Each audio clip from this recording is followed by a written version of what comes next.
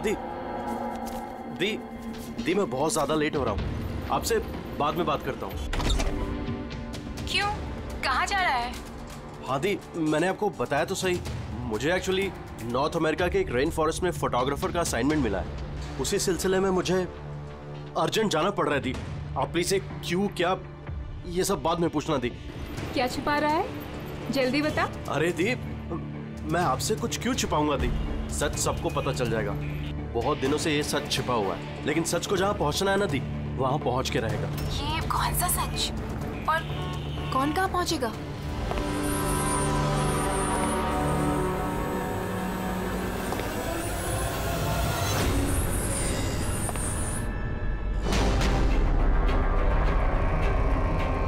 माया दी, मेरे पास बिल्कुल टाइम नहीं है। एक्चुअली मुझे लग रहा है कोई है यहाँ पे। बहुत कुछ हुआ है दी, बहुत कुछ हुआ है, लेकिन मैंने वही किया जो मुझे सही लगा। केतन, साफ साफ बात कर, क्या हुआ है? इस वक्त मेरे स्टूडियो में कौन आ सकता है? दरवाजा खोल। दीप, कोई दरवाजा खोल रहा है दी। केतन, जल्दी खोल वरना। कौन है? हेलो, क्या हुआ? खुलता है कि नहीं? हेलो केतन भाई। देखो, आगे मत बढ़ो। कहाँ है वो फोटो? मैंने क्या किया है तुमने? बोलो। केतन, केतन। बोल। मैंने कुछ नहीं किया। बोल दे, नहीं तो मरेगा तू। प्लीज आगे मत बढ़ो। फोटो कहाँ है? जल्दी बोल दे, बता दे। नहीं, मैंने कुछ नहीं किया। देखो, मैंने कुछ नहीं किया। तो बैठेगा। आगे मत बढ़ो।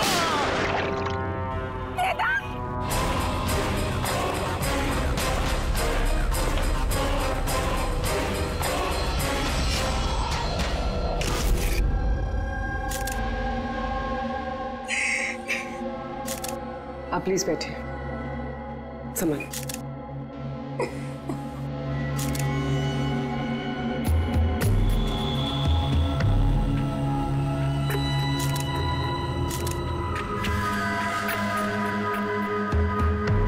ये क्या?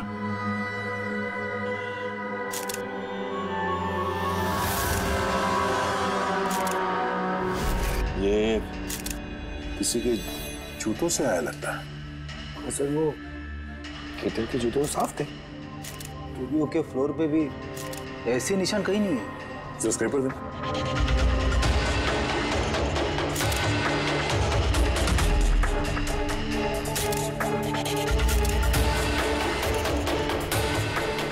तो मिट्टी या टीचर तो नहीं लगता, ऑयल जैसा कुछ है। एक काम करो, स्टूडियो में जितने भी फिंगरप्रिंट सब उठा लो।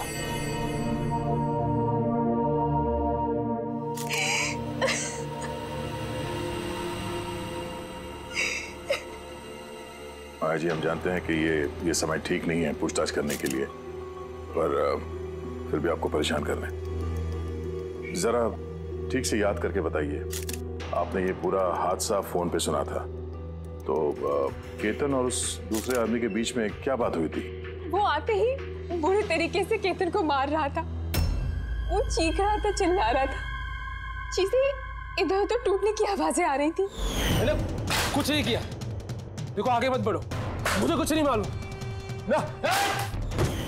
हाँ, वो कुछ फोटोज के बारे में बातें कर रहा था।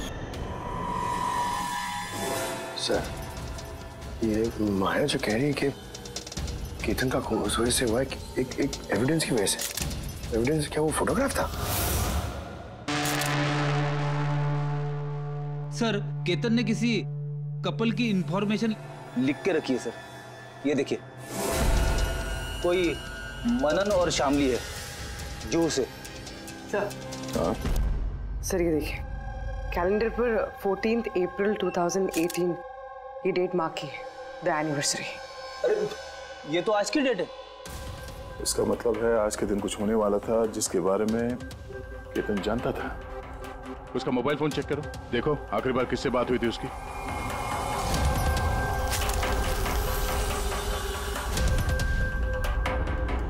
सर, टीएम क्राफ्ट वर्कर्स को फोन किया था शाम को 8:30 बजे। TM craft workers? वो भी केतन के मर्डर के ठीक आधा घंटा पहले।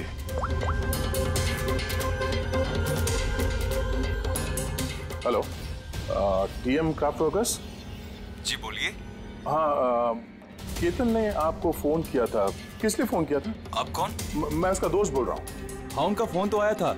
ये पूछने के लिए फोन किया था कि उनका गिफ्ट टाइम से डिलीवर किया कि नहीं। गिफ्ट्स? कौन सा गिफ्ट? एक फोटो फ्रेम था मनन और शामली के लिए। उनकी 25th वेडिंग एनिवर्सरी थी, तो उनको फोटो फ्रेम बना के डिलीवरी करना था। मनन और शामली, उनका घर का एड्रेस मिल सकता है?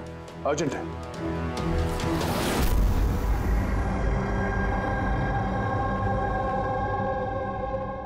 फोटो किसने भेजी? किसने भेजी? केतन? ये केतन कौन है? और इस तरह से हमारी फैमिली पिक्चर भेजने का क्या मतलब है? हाँ। कैसे जानता है वो हमारी फैमिली को? अरे किसी ने कोई मजाक किया होगा। ये मजाक नहीं है। आप कौन? सीआईडी। सीआईडी? केतन नाम का एक मशहूर फोटोग्राफर था, उसका खून हो गया इस फोटो की वजह से। पर सर, एक फोटोग्राफ के चक्कर में कोई किसी का मर्डर क्यों करेगा? लेकिन सर, हम तो किसी केतन को जानते भी नहीं। केतन को नहीं जानते तो फिर उसने आप लोगों की फोटो आप ही को क्यों भेजी? पता नहीं। पर हमने तो कभी ऐसी फोटो खिंचवाई भी नहीं है। और ना ही ऐसी दीवार हमारे घर पर है। सर, हमने तो कभी नहीं देखा। और देखिए ना सर, ये नकली फोटोग्राफ लग रहा है। आप खुद ही देखिए, इसमें दीदी है, जीजा जी है। सर, ये खाली कुर्सी रखने का क्या मतलब है इसका? सर, हमें तो लगता है कि किसी ने गलत तरीके से फोटो बनाकर हमें बेच दी है। गलती से नहीं, जानबूझकर आया है आपके लिए ये, और वो भी अपनी जान कुर्बान करके। सर, किसी ने मनन की फैमिली को मर्डर के चक्कर में फंसाने की कोशिश की है। वैसे आप कौन? ये हमारे फैमिली फ्रेंड मिस्टर विक्रम। अच्छा, आपके फैमिली फ्रेंड। सर, इसमें ये मैसेज भी है। She is hiding. Save her. शायद केतन आप लोगों से किसी को ढूंढने के लिए कह रहा है। ढूंढने के लिए?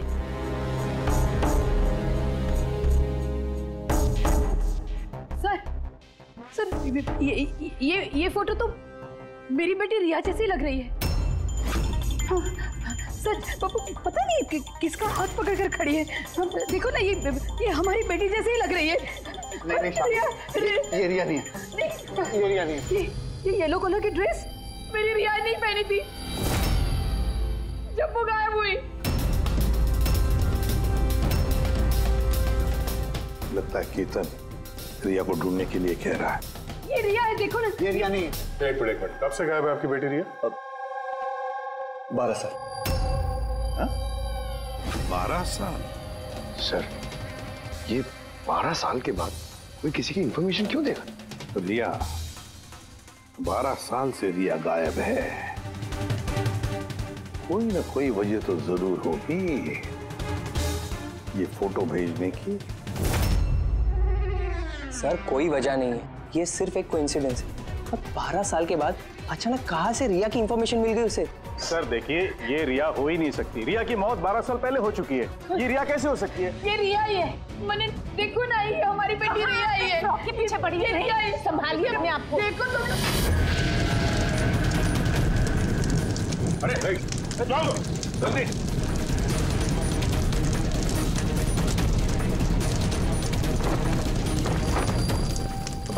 सर, ये फोटो तो जल गया, अब क्या करें? कोई बात नहीं, दूसरा मिल जाएगा। तो भी एक काम करो, टीएम क्राफ्ट वर्क्स में जाके इसका दूसरा फोटो बनवा लो, और अगर उसके पास नहीं है तो केतन के कंप्यूटर में जरूर कुछ बैकअप होगा, वहां देख लेना। सर, मनन और शामली, आप केतन को जानते हैं या नहीं जानते, इससे हमें कोई फर्क नहीं पड़ता, लेकिन एक बात अच्छी तरह से याद रखना, केतन ने अपनी जान दी है आपकी मदद करने के लिए।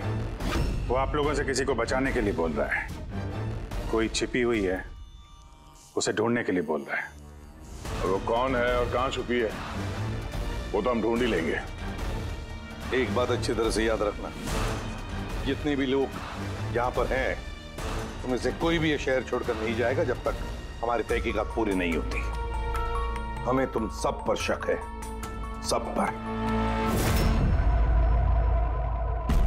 एक मिनट के लिए मनन, शामली, आयशा और विहान इनके इस नकली फोटोग्राफ को बाजू में रखते हैं और उनके पीछे जो दीवार है उन पर कंसंट्रेट करते हैं, ये फ्रेम्स और ये जो पीछे लिखे हुए नंबर्स पर। अब शामली ने इशारा किया था इस फ्रेम पर, 3 नंबर वाली फ्रेम पर, पीले रंग का फ्रॉक पहनी हुई और किसी का हाथ पकड़ा हुआ है उस लड़की ने। शामली को एकदम से लगा सर इस फोटो में ये बच्ची उनकी खोई हुई बेटी रिया है। और फिर ये message, she is hiding, save her. लेकिन सर विक्रम तो बार बार कह रहा था कि रिया मर चुकी है। हो सकता है ये मैसेज रिया के बारे में हो सकता है वो अभी भी जिंदा हो। बिल्कुल हो सकता है पूर्वी, बिल्कुल हो सकता है। और शायद केतन यही कहना चाहता है इन लोगों को, मनन के फैमिली को, कि शायद रिया जिंदा है और उसे मदद की जरूरत है। लेकिन सर उसे इतनी मेहनत करने की क्या जरूरत थी? फोन कर देता सीधे और बोल देता जो भी बोलना है रिया के बारे में, या फिर पुलिस को इन्फॉर्म कर देता। सर हो सकता है उसे किसी ने डराया धमकाया हो और तभी तो मजबूर होकर उसने ये सब किया है। केतन ने तो अपना फर्ज निभाया है और हम उसकी मेहनत को बेकार नहीं जाने देंगे। पूर्वी एक काम करो, ये पूरा का पूरा फोटोग्राफ किसी अच्छे फोटो लैब में लेकर जाओ और ये पीछे टंगी हुई ये जो छोटी छोटी फ्रेम्स है ना, उनको अच्छी तरह से चेक करो। और ये भी देखो ये जो वॉल है पूरी, क्या वो फोटोशॉप तो नहीं की गई है? और रिया के लापता होने की एफआईआर की कॉपी भी चाहिए हमें। केतन मनन की फैमिली को तो नहीं जानता था, तो ऑब्वियसली रिया को भी नहीं जानता होगा, तो फिर उसने मनन की फैमिली को ये इंफॉर्मेशन क्यों दी और इस तरह से क्यों दी? सर केतन का खूनी जरूर रिया के फैमिली से जुड़ा हुआ है सर। इन सारे लोगों के फोन रिकॉर्ड्स चेक करो फ्रेडी, और साथ साथ केतन के फोन रिकॉर्ड्स भी। और एक बात, मनन की फैमिली पर कड़ी नजर रखो और साथ साथ उनका जो दोस्त है ना विक्रम, उस पर भी देखो ये लोग कहां कहां जाते हैं, किस किस से मिलते हैं, क्या क्या करते हैं। एक एक बात पर कड़ी नजर रखो, एक एक बात की खबर रखो। केतन के साथ जितने भी लोग काम करते थे ना, उनसे मिलना पड़ेगा। आप दोनों तो केतन को बहुत अच्छी तरह से जानते थे, तो कभी उसने आप लोगों को बताया किसी छोटी सी बच्ची के बारे में, जू के एक फैमिली के बारे में, उनके फैमिली पोर्ट्रेट के बारे में? जी नहीं सर, मुझे तो अब तक उसने कभी कुछ नहीं बताया। अच्छा, केतन सिर्फ आपके लिए काम करता था या और भी कुछ करता था किसी और के लिए भी? केतन मेरे लिए फैशन फोटोग्राफी करता था, साथ ही साथ बड़े बड़े फैशन हाउसेस के लिए एक्सक्लूसिव कैटलॉग शूट करता था। माया, आप केतन की बहन है तो आपको तो पता हो गया वो किस किस से मिलता था। सर केतन बहुत ही रिजर्व रहता था, बस अपने काम में ही मग्न, और उसके दोस्त भी गिने चुने ही थे। और सर हाल ही में केतन को एक इंटरनेशनल एग्जीबिशन के लिए असाइनमेंट मिला था, जिसके लिए वो मुंबई की गलियों में घूमकर स्ट्रीट फोटोग्राफी शूट किया करता था। वो फोटोग्राफ देख सकते हैं हम लोग? जी सर।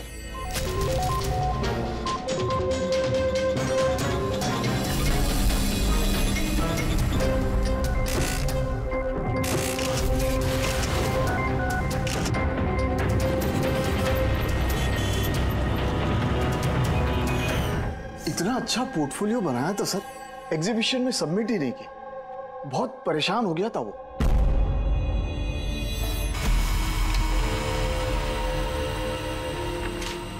ये वॉल और उस पे लगे हुए सारे फोटोज एंड नंबर्स असली है। और बाकी सब? जिसने भी ये बनाया है उसने सिर्फ इस वॉल के ऊपर फैमिली वालों की फोटोज डाल दी है, इस खाली कुर्सी के साथ, ताकि ऐसा लगे कि फैमिली वालों ने इस वॉल के आगे बैठकर फोटो खिंचवाई। हाँ, लेकिन ये दीवार तो पक्का असली है। काफी एक्सपर्ट इंटीरियर डिजाइनिंग का काम लगता है। मैग्नेटिक वॉल है ये, आजकल बहुत कम जगहों पे देखने को मिलती है। Magnetic wall? हाँ, मैग्नेटिक वॉल बनाने के लिए वॉल को एक स्पेशल पेंट से पेंट किया जाता है, जिसके केमिकल कंपोजिशन में मैग्नेटिक एलिमेंट्स होते हैं जो उस दीवार को मैग्नेटिक प्रॉपर्टीज दे देते हैं। यानी ये दीवार तो ऑलमोस्ट मैग्नेट जैसी है। एकदम सही। अब उस पे कोई भी मेटेलिक चीज बिना किसी हुक या कील के चिपका सकते हो या निकाल सकते हो। उसी तरह ये वॉल भी मैग्नेटिक वॉल है। Thank you. Thank you ma'am. Mumbai की गलियों में घूम घूम के फोटोग्राफी कर रहा था, जरूर वहीं पे इसे रिया के बारे में कोई ना कोई क्लू मिला होगा, वहीं किसी गलियों में।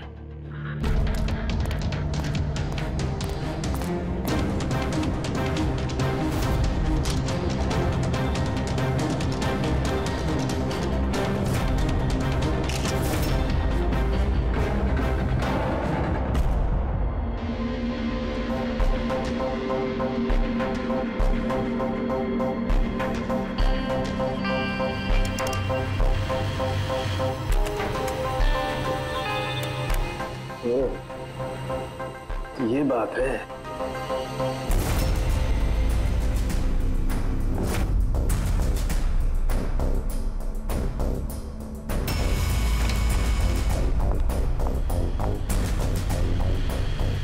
सर, ये देखिए।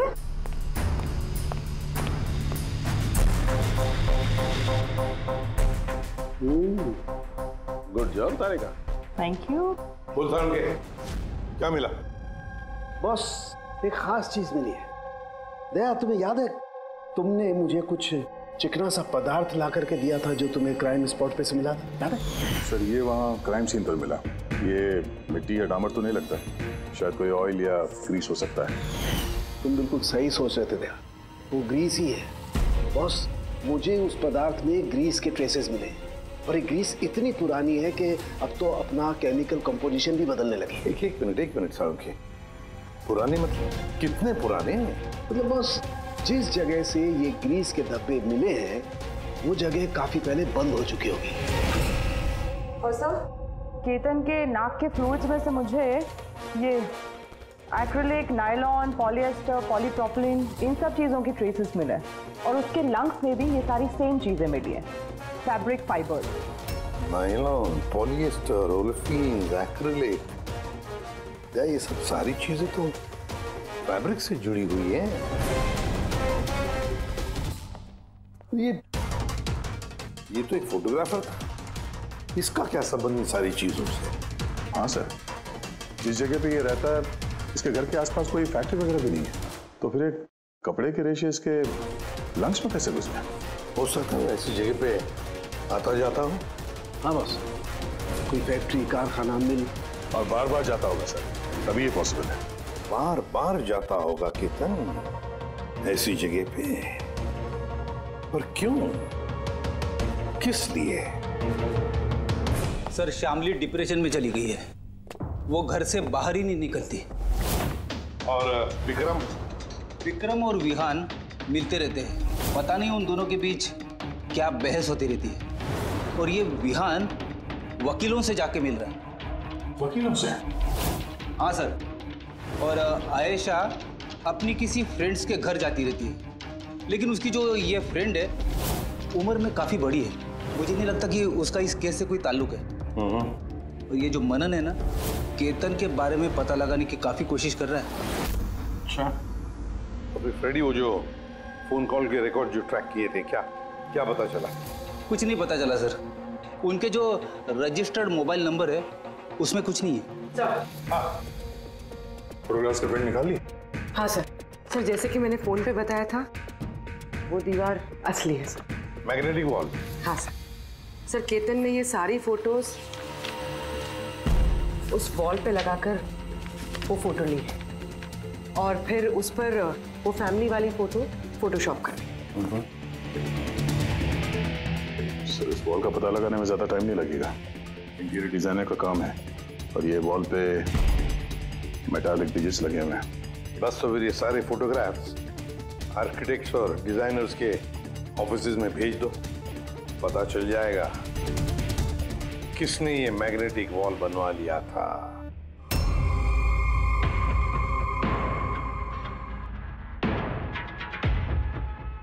अब ये जो फैमिली बैठी हुई है, इनके पीछे जो दीवार है वो आपने बनाई है क्या? सर, एक NRI इंटीरियर डिजाइनर है, वो अपने बोल्ड और क्रिएटिव डिजाइन को लेकर काफी फेमस है, हो सकता है उसी ने वो बनाई हो। ऑफ कोर्स ये मेरे ही डिजाइन्स है, मैजिक लाइफ एड लैब्स के लिए डिजाइन की थी मैंने। इट्स अ मैग्नेटिक वॉल, ये सारे नंबर्स मैग्नेटिक मटेरियल के हैं जिसे बिना कोई हुक या कील के लगा भी सकते हैं और निकाल भी सकते हैं। लेकिन मेरे डिजाइन के हिसाब से ये सारे सीरियल नंबर्स में थे, जैसे 1 2 3 4 5 6 7 8 9 10। हाँ मगर मैम इसमें तो नंबर्स 1 3 2 0 6 7 8 9 ये ऐसे कैसे? हाँ? सर शायद केतन ने किया, लेकिन उसने इस वॉल की फोटो क्यों ली? ये तो अब मैजिक लाइफ एड लैब वाले ही बताएंगे।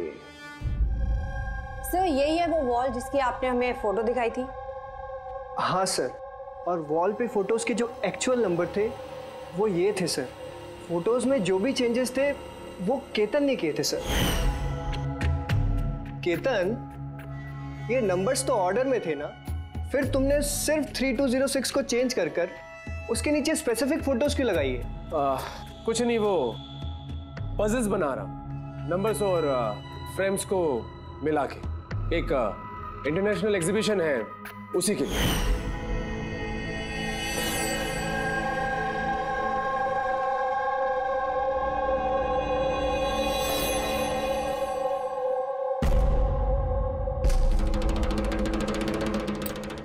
आप लोगों ने केतन को परमिशन कैसे दी है सब करने के लिए? दरअसल सर, केतन हमारे साथ पहले भी काम कर चुका है और वो एक इंटरनेशनल एग्जीबिशन के लिए कुछ फोटोज ले रहा था और इसलिए उसको ये वॉल की ज़रूरत थी, तो हमने उसे ये वॉल यूज़ करने दिया। यस सर, एंड कुछ पजल की बात कर रहा था, कुछ समझ में नहीं आ रहा था सर। पजल है?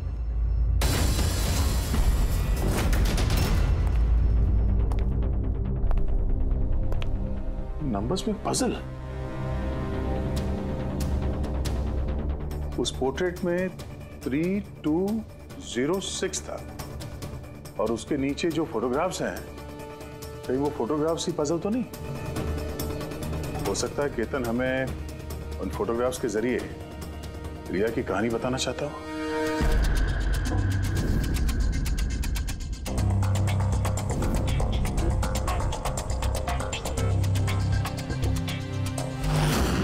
रिया गायब कब हो गई थी? कब गायब हो गई थी? रिया की मिसिंग की एफआईआर है ना? हाँ सर। सर उसका इस केस से क्या कनेक्शन? वो केस तो सर बहुत साल पहले बंद हो चुका है, पता नहीं क्यों गया। ऐसे लगता है कि रिया की इस एफआईआर से शायद हमारी केस सॉल्व करने में कुछ मिल जाए। FIR 8221 Mumbai IPS. एफआईआर का डेट देखो गया, ये देखो 3206। 2006, मतलब ये डेट है? बिल्कुल सही, 3206, 3 फरवरी 2006। दीदी हौसला रखिए। पता नहीं मेरी बेटी किस हाल में होगी। आप लोग मजाक तो नहीं कर रहे? आप वाकई में मेरी बेटी को ढूंढेंगे? वो एक्चुअली जिंदा है क्या? आपकी बेटी जिंदा है, ये सुनकर आपको खुश होना चाहिए, और आप हमसे ऐसे बात कर रहे हैं? डैड, मेरी बहन रिया जिंदा है। सर कहाँ है वो? देखिए, हम बहुत नजदीक हैं रिया का पता लगाने के, इसलिए आप लोगों को जो कुछ भी पता है हमें बताइए। आखिरी बार आप लोगों ने उसे कब देखा था, क्या हुआ था उसके साथ, और एग्जैक्टली गायब हुई कैसे वो? लेकिन सर, इन 4 फोटोज का क्या मतलब है? केतन जरूर हमें रिया के बारे में कुछ बताने की कोशिश कर रहा था। देखो ना फोटोग्राफ्स को, ये 3 नंबर का फोटो देखो, इसमें एक छोटी बच्ची रो रही है, किसी बड़े आदमी का हाथ पकड़ के जा रही है। फोटो नंबर 2 में रिया थोड़ी बड़ी हो चुकी है, ऐसे जाली के पीछे जैसे उसे किसी ने उस जाली के अंदर कैद करके रखा है। ये तीसरा फोटो, इसमें भी ऐसे लग रहा है कि इसे बंदी बना कर रखा गया है। और सर, इस आखिरी फोटो में कोई उसे गले लगा रहा है और पीठ पे खंजर मारने जा रहा है। सर ऐसा लगता है कि केतन इन फोटोग्राफ के जरिए रिया की कहानी बता रहा है। एग्जैक्टली। देखो, रिया बचपन में किडनैप हो जाती है, फिर वो बंदी बनाई जाती है, और फिर जब वो 18 साल की हो गई तो उसे इन जंजीरों में जकड़ के रखा था। और फिर उसे कोई मिल गया जिसने उसे मारने का प्लान बनाया। कोई ऐसा जिस पर रिया विश्वास करती है? मतलब सर, केतन ने जानबूझ के मॉडल्स की ऐसे फोटो बनाई है ताकि सच को सामने लाया जा सके। इसलिए उसने केतन को रास्ते से हटा दिया। रिया बाकी बच्चों की तरह नॉर्मल नहीं थी। उसका दिमाग उसकी उम्र के बच्चों के कंपैरिजन में बहुत ही कमजोर था, इसीलिए उसे लगातार दवाइयों की जरूरत पड़ती थी। अगर वो दवाइयां नहीं लेती थी तो उसका दिमाग कंट्रोल में नहीं रहता था। वो कुछ भी कर सकती थी, वो अपने आप को चोट पहुंचा सकती है, वो अपने आप को मार भी सकती है। तो ये रिया गायब कहाँ से हुई? हमने उसे स्पेशल बच्चों की स्कूल में डाला था, वहीं से वो गायब हुई है। तो फिर उसके बाद आप लोगों को कोई फोन आया पैसों के लिए या किसी और चीज के लिए? नहीं, कुछ नहीं। हाँ, पर बाद में हमें पता चला कि हॉस्पिटल में से उसकी मेडिकल फाइल गायब हो गई थी। फाइल गायब हो? कोई भला ऐसा क्यों करेगा? वो भी ऐसी लड़की की जिसकी दिमागी हालत इतनी नाजुक है। वही तो मैं कह रहा हूं। अरे जिसकी दिमागी हालत इतनी नाजुक हो, वो लड़की 12 साल कैसे जिंदा रह सकती है? अरे मुसीबत थी वो। कैसे कह सकते हैं आप ये? शर्म आनी चाहिए आपको। बेटी है वो आपकी। एक बात तो समझ में आ गई मिस्टर मनन, अगर रिया मिल भी गई तो आपको ज्यादा खुशी नहीं होगी। लेकिन हम उन्हें ढूंढ के रहेंगे किसी भी तरह।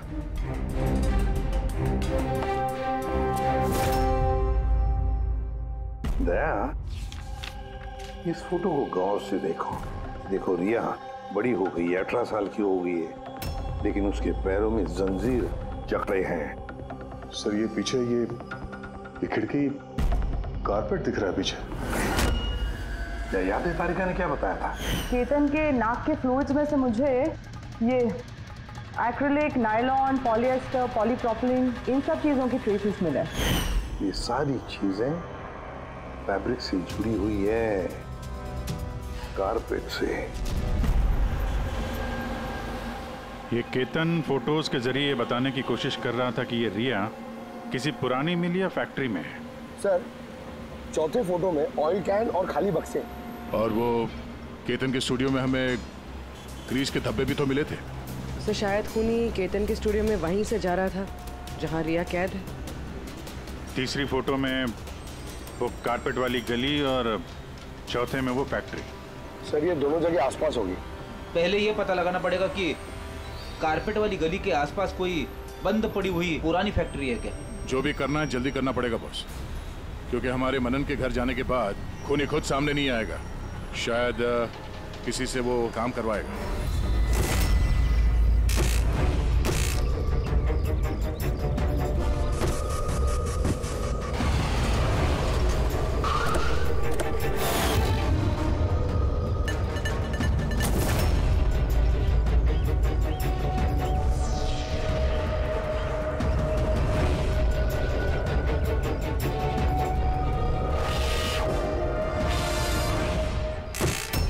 हाँ, इन्होंने ही हमें पैसे दिए थे हमारी फोटो खिंचाने के।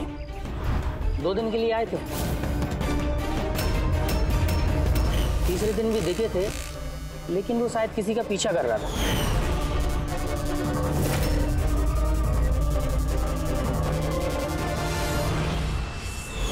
किसका पीछा कर रहा था? वो तो सर ध्यान नहीं दिया हमने। वो गया किधर पीछा करते हुए? इस तरफ गया।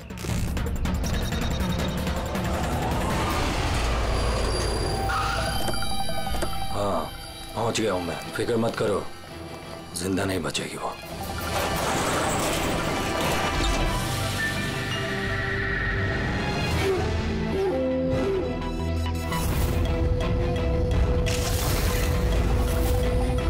बंद कर इसको।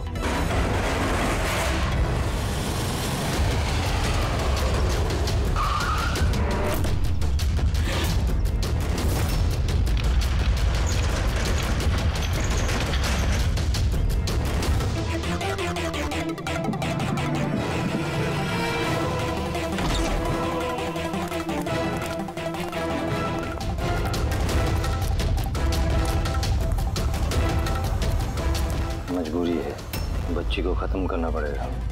बच्ची की बॉडी को ठिकाने लगाने के बाद इस सारी जगह को आग से खत्म कर दो, ताकि किसी के हाथ में कोई सबूत ना जाए।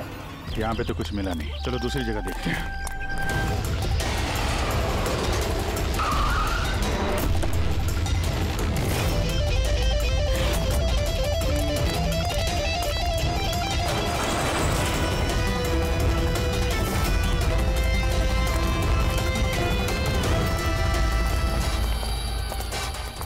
रिया, रिया, तुम्हारे मम्मी पापा के पास ले जाने आए। चलो। रुक जाओ।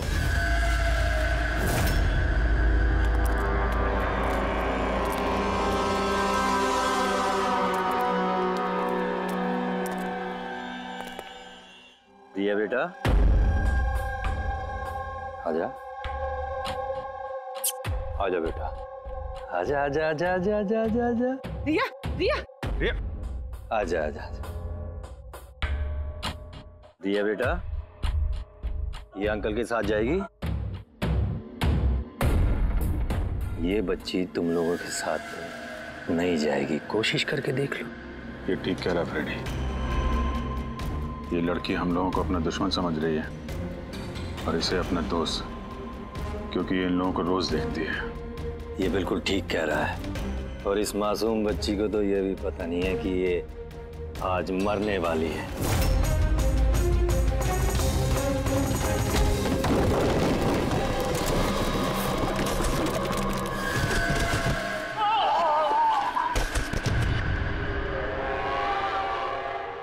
कौन हो तुम लोग? किसने भेजा तुम्हें? ये तुम्हें कभी पता नहीं चलेगा।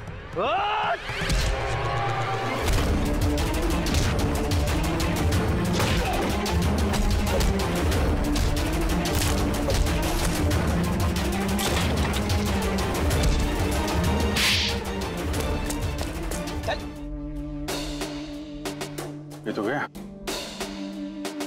किसने भेजा तुम लोगों को? हैं? साहब, मुझे कुछ नहीं मालूम साहब, सब कुछ इसी को मालूम है। जिसको पता था वो तो मर गया। अब कैसे पता चलेगा सर किसने भेजा था इन्हें? रिया तो बेचारी इतनी डरी हुई है, कुछ बोल भी नहीं सकती। रिया बोल नहीं सकती, मगर पहचान तो सकती है। मतलब रिया ने इस खूनी को पहचाना। क्यों? क्योंकि उसे हर रोज मिलती थी, उसे हमेशा देखती थी, उसे लगता था कि ये उसका अपना कोई है और इसीलिए उसके साथ जाने के लिए राजी हो गई। तो फिर रिया उसे भी पहचान लेगी जिसने 12 सालों से इसको यहाँ पे कैद करके रखा है, जो उससे हर रोज बात करता है और जिसने इसे मारने के लिए इन लोगों को यहाँ पे भेजा था। अब रिया बताएगी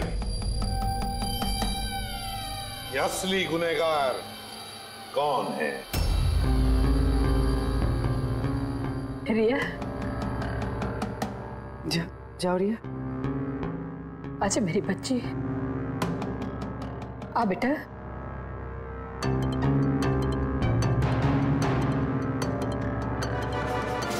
रिया,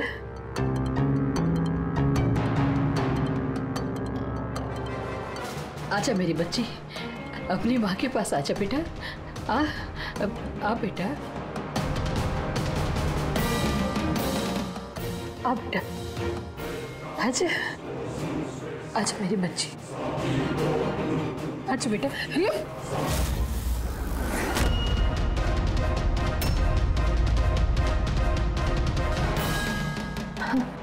ये तो कमाल हो गया शामली जी। आपकी बेटी 12 साल के बाद आपसे मिलती है, लेकिन आपके पास नहीं है।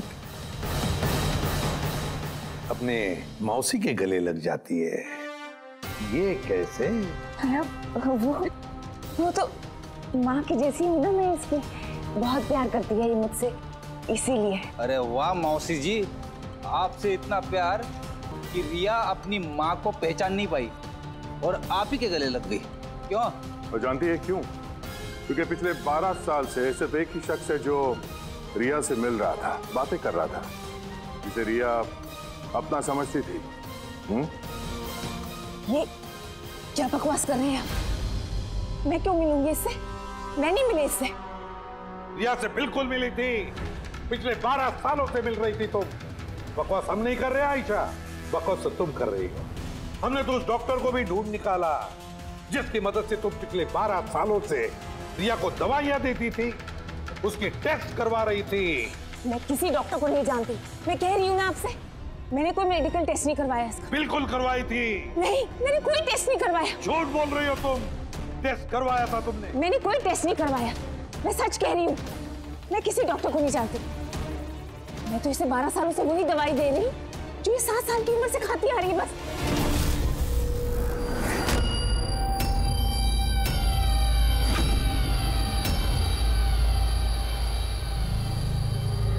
फंस गई ना? हाँ? इस आदमी को आपने भेजा था रिया को मारने के लिए। उसके मोबाइल में हमें उसका नंबर मिला जो इत्तेफाक से आपकी दोस्त हैं,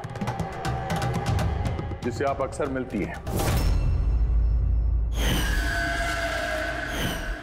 आयशा, तुमने ये सब क्यों किया? विहान के लिए। मेरा डिवोर्स हो चुका था, मेरी जिंदगी का वैसे भी कोई ठिकाना नहीं था। मैं विहान को किसके सहारे छोड़ती? मुझे ऐसा लगा कि ये पूरी प्रॉपर्टी, पैसा, ये सब मेरे बेटे को मिलना चाहिए, रिया को नहीं। रिया तो वैसे भी दिमागी मरीज है। तुमने अपने बेटे के भविष्य को संवारने के लिए अपनी बहन की बेटी की जिंदगी को अंधेरे में धकेल दिया। हा? रिया के गायब होने के बाद मनन और शामली ने तुम्हारे बेटे विहान को गोद ले लिया। यही प्लान था ना तुम्हारा? तुम इतनी गिर गई कि तुमने एक छोटी सी बच्ची को मारने की कोशिश की। मैं उसे मारना नहीं चाहती थी, माँ हूं मैं भी। मेरा यकीन मानिए, मैं रिया को चोट नहीं पहुंचाना चाहती थी। बहुत कोशिश की मैंने उसे संभालने की, लेकिन संभाल नहीं पाई और इसीलिए तुमने रिया को मारने का प्लान बनाया। ये केतन कहाँ से बीच में आया और उसे रिया के बारे में कैसे पता चला? केतन के साथ मेरा अफेयर चल रहा था। भले उम्र में वो मुझसे छोटा था, पर मैं उसकी मदद करती थी। काफी बार मैंने उसे पैसे दिए उसके काम के लिए। सिर्फ बॉयफ्रेंड था, उसने तो तुमसे दिलो जान से प्यार किया। क्या वही उसका कसूर था? तो तुम्हारा बॉयफ्रेंड था तो तुमने उसे मारा क्यों? वो उस कारपेट वाली गली में एक दिन फोटोशूट कर रहा था। बाय चांस उसने मुझे देख लिया और मेरा पीछा करते करते वो रिया तक पहुंच गया। मैंने उसे बहुत डराया, बहुत धमकाया, यहां तक कहा कि मैं उसका करियर बर्बाद कर दूंगी। लेकिन नहीं, शायद उसमें इंसानियत जाग रही थी, इसलिए मुझे उसे मरवाना ही पड़ा। वाह, बहुत खूब। कैसी माँ हो तुम? 12 साल से एक मासूम बच्ची को अपनी माता पिता से दूर रखा। क्या मिला तुम्हें? हा? भूल गई तुम कि देर से ही सही सच्चाई तो सामने आ ही जाती है। अपने स्वार्थ के लिए बहुत बड़ा जुर्म किया है तुमने। कानून तुम्हें कभी माफ नहीं करेगा। कड़ी से कड़ी सजा होगी तुम्हें, कड़ी से कड़ी सजा। For more updates, subscribe to our channel, click the show links and enjoy watching the videos.